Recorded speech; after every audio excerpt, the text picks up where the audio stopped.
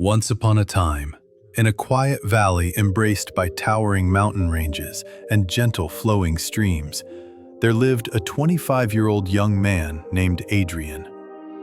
He lacked neither intelligence nor kindness, yet deep within his soul, he constantly felt lost and unsettled. His mind never truly rested.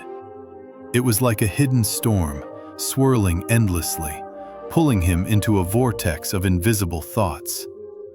Day after day, Adrian remained imprisoned within his own mind.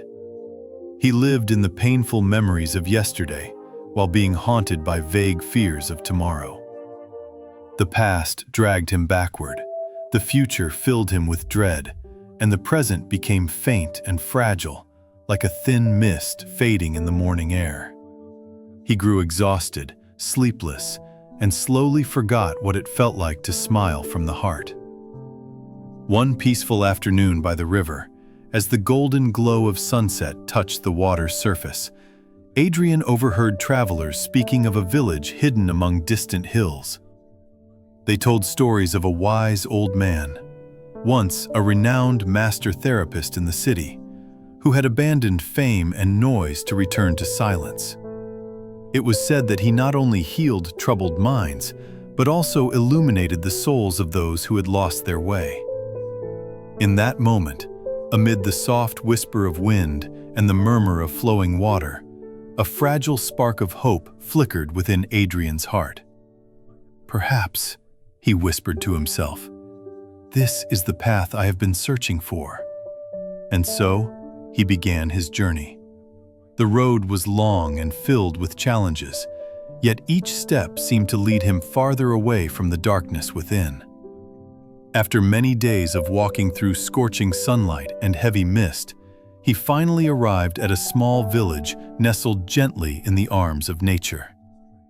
At the end of a narrow dirt path stood a modest wooden house covered in climbing vines and wildflowers. On the porch sat the old man, motionless, eyes closed, breathing in quiet harmony with the earth itself, as though he were part of the landscape. Adrian approached softly, his voice barely above a whisper, as if afraid to disturb the peace.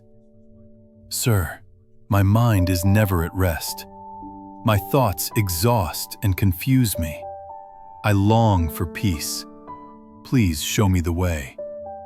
The old man slowly opened his eyes and gazed at Adrian with a gentle yet penetrating look, as though he could see every wave rising within the young man's heart.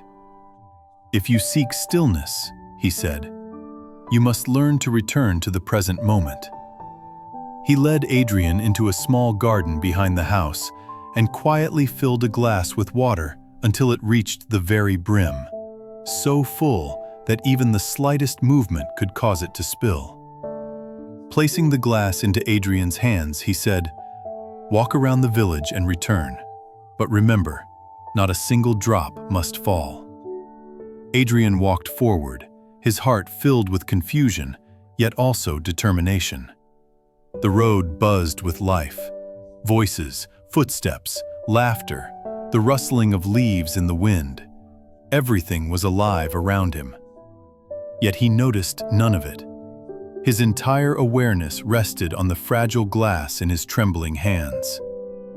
Every step he took was slow, careful, and deliberate.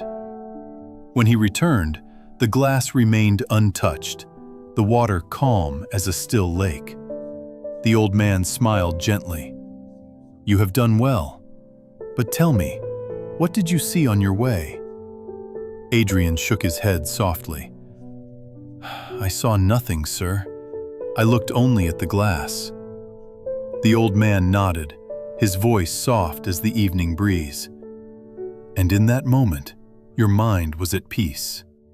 He continued, "When you are fully present, without past or future, your soul becomes still. Pain loses its place to stay, and fear finds no ground to grow. Peace has never lived outside of you. It has always been within, hidden beneath waves of endless thoughts." These words fell gently into Adrian's heart, like healing rain upon dry earth. For the first time in many years, he felt true stillness, not emptiness, but a deep and warm serenity. He bowed his head low and said quietly, "Now I understand. Peace is not something we chase. It is something we touch when we live fully in the present." The old man smiled, his eyes reflecting the vastness of the sky. "Remember," he said, "whenever your mind grows restless, return to your breath, your steps, and this very moment. There, you will find yourself."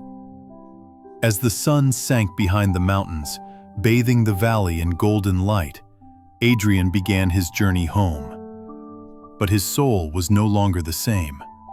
No longer a prisoner of worry and memory, he had become someone who could hear the silent rhythm of life itself. And from that day on, whenever storms of thought rose within him, he remembered the glass of water, the lesson of presence, and gently returned to the now. For he finally understood. Peace does not live in yesterday, nor does it hide in tomorrow. It exists only in this very moment, where the heart rests and the soul is free.